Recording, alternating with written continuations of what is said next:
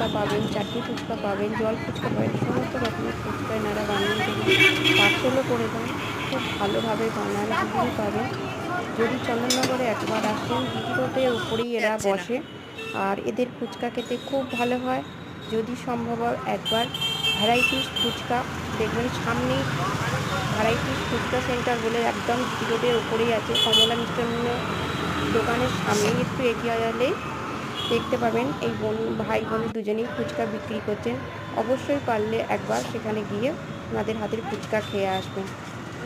তো আমাদের চলো, আমরা এটা চাটনি ফুচকা নিয়েছি, তো আমাদের ফুচকাটা রেডি হয়ে গেছে, এবার আমরা এটা খাবো। চলো খেয়ে নিই। চলো, এসে গেছে, ধরো, আসুন দাদা।